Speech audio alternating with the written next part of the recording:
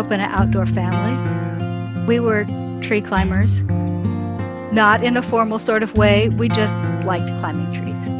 And so, we would spend our summers sitting up in the tree reading or whatever. That was just our happy place to be. And my dad had done some field geology, and so he was happiest wandering the hills and mountain trails looking for rocks. And I think that developed an aptitude and a comfort with exploring and sharing, which is at the core of outdoor education.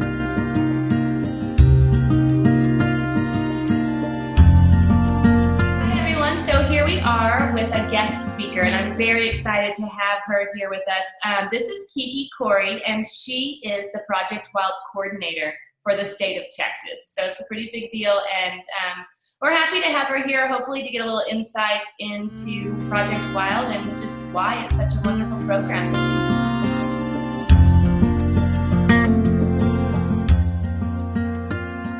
First used Project Wild as a docent. I was a volunteer at a nature preserve. And then I got my own copy in my science methods course while I was working on my teaching certificate. So I'm most impressed by the fact that the science and the pedagogy are equally strong in Project Wild. So often you see resources that have really good science, but not as good teaching methods, or really good teaching methods, but the science isn't as strong, and Wild is strong in both.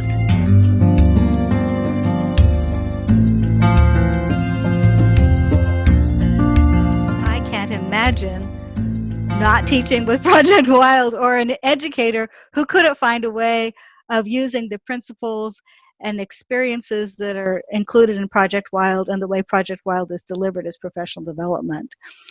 At the Conference for the Advancement of Science Teaching, CAST, which is the science teachers conference in this state, I met this chemistry teacher who had been a Wild facilitator, and she told me she used Oh Dear with her chemistry class. Well, she had gotten Wild as a middle school teacher, so she had used it a lot. And then she was moved to high school. She was teaching chemistry. And I said, how on earth did you use Oh Dear in chemistry? And she said, well, it models a system in dynamic equilibrium. And dynamic equilibrium is a critical concept to understanding how chemicals react.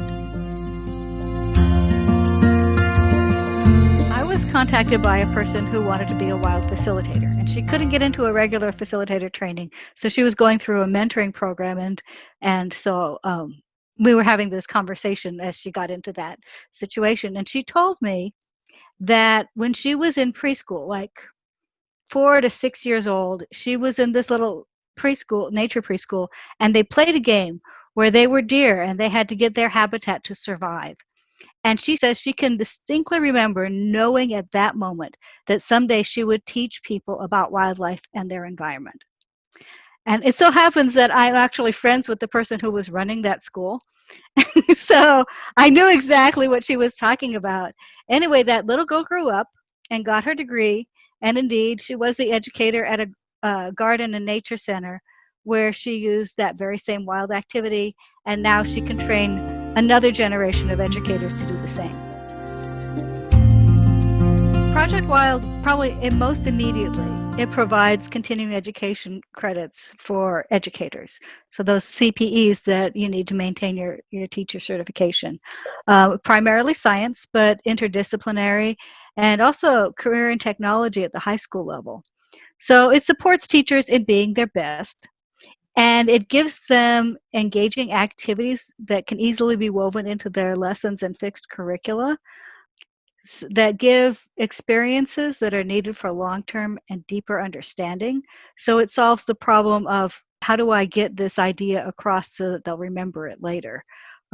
But ultimately, in the bigger realm, it connects the science-driven agencies that are responsible for the wildlife of North America to the teachers and citizens we serve.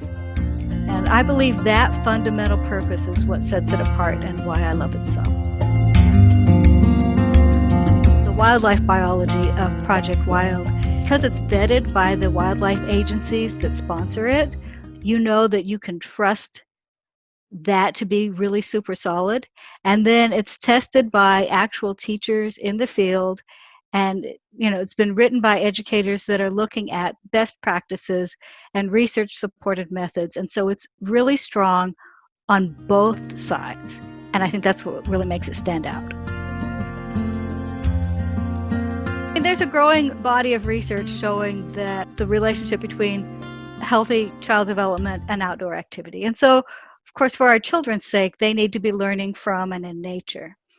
But also, we can't value what we don't know and love. And in North America, the wildlife belongs to the citizens, and it's managed by the governmental agencies that are set up to do that. A citizenry that doesn't value its wildlife and wild spaces will not support those governmental efforts. So it's the hunters and anglers and boaters and bird watchers and hikers that allow us to maintain our wildlife management areas and state parks and to help landowners manage for habitat. Without early childhood outdoor education, where would the next generation of outdoor lovers come from? Well, with our participants here, we're also sharing a video that you suggested for them. It'll be in a comment in the links. And so would you mind maybe setting up this video before our participants go and watch it, maybe the importance or significance of it? Yeah, so this video was produced as part of the Texas Parks and Wildlife TV show. So this is that one little segment out of the TV show. And it really captures the essence of what Project Wild is about. I chose it to share because it features some of our best facilitators and educators showing both the workshop and the engagement with children. Well, thank you very much for joining us again, Kiki. We're just really pleased how this is turning out, and I think that this, having you here with us as a guest speaker is going to add a lot of value to the program and the workshop. And if you have any feedback, please let us know. And Kiki, thank you again for joining us.